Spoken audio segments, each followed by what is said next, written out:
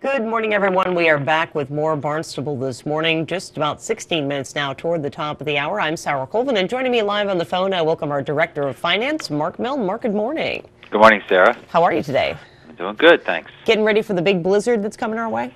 Yeah, I hope so. We could use some snow. Okay.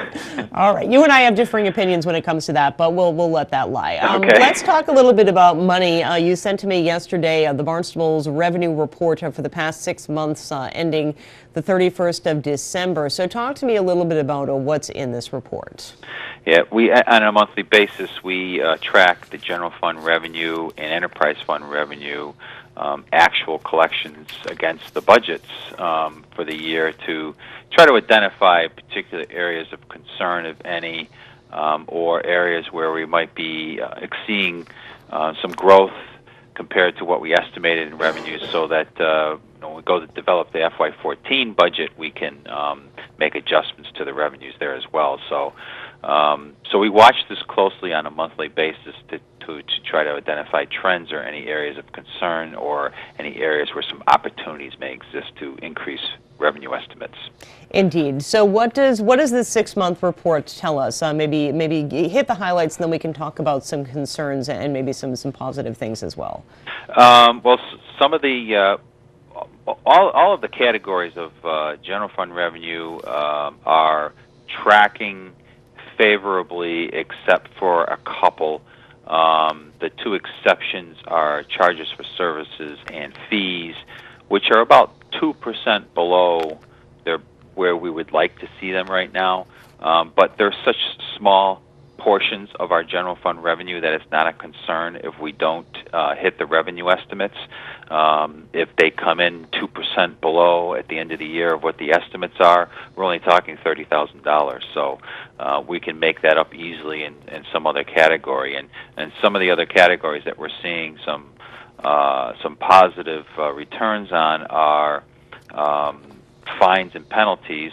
We're still cleaning up some back taxes that are owed, and the fines and penalties associated with the late payments on those taxes is resulting in positive revenue growth in that area. But that's only going to be temporary. Once these taxes, people are caught up with their tax payments, that area of revenue will start to decline. So, but a couple of other areas that we're seeing some very positive trends in are the rooms and meals tax.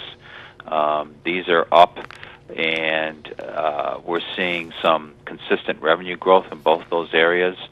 And as you know, as we've talked about, the meals tax and a third of the rooms tax is all being dedicated to a sewer construction fund. So Exactly. we're seeing some nice growth there, which is going to help that program. Right, and that seems to be because of an uptick in economic activity, and not because of those numbers changed at all. Like the taxes weren't raised; those have been the same for quite some time. But from what we can estimate, it is due to an uptick in economic activity. Is that correct? Is that yes, definitely especially in the meals industry. We the local restaurants seem to be doing well, and we're seeing that in the amount of revenue that is being collected. We had originally estimated $1 million in meals tax revenue, and last year it came in at $1.2 million, and this year it's tracking to exceed that.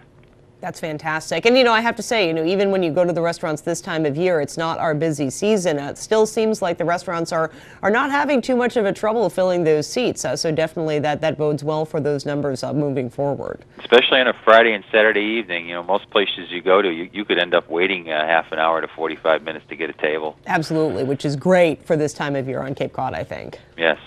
Absolutely. So what other areas are you keeping an eye on, Mark? Well, we're watching the enterprise funds closely. What's interesting is the Sandy Neck Enterprise Fund has seen we're seeing a downturn in the revenue generated there compared to fiscal year 12. Well, fiscal year 12 was an extraordinary year for Sandy Neck. The fiscal year 13 numbers are tracking more in line with what we saw in fiscal year 10 and fiscal year 11, which is right where they should be, where we expect them to be.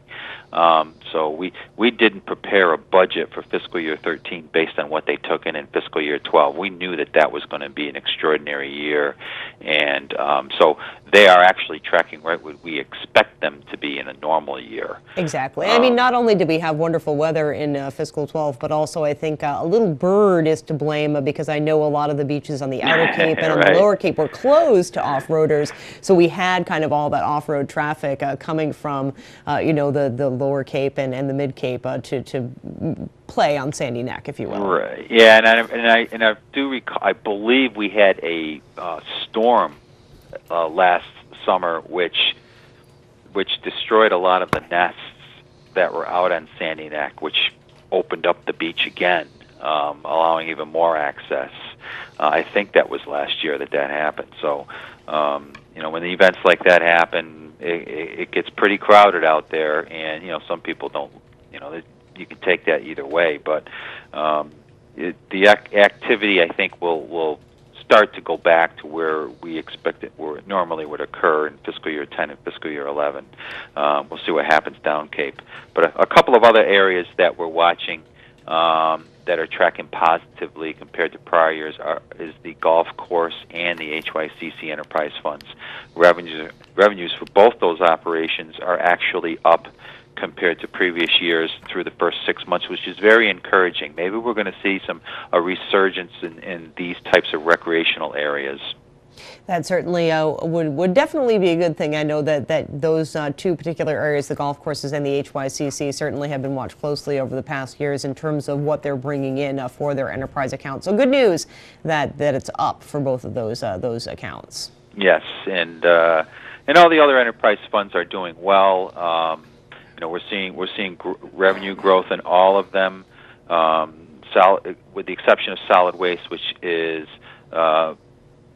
we're seeing a less construction and demolition material being disposed of out there. So, that's probably an indication that some of the renovation work going around town by homeowners is on the decline a little, and that can be further explained by some building permit revenue. That we're seeing a slight decline in building permit revenue as well.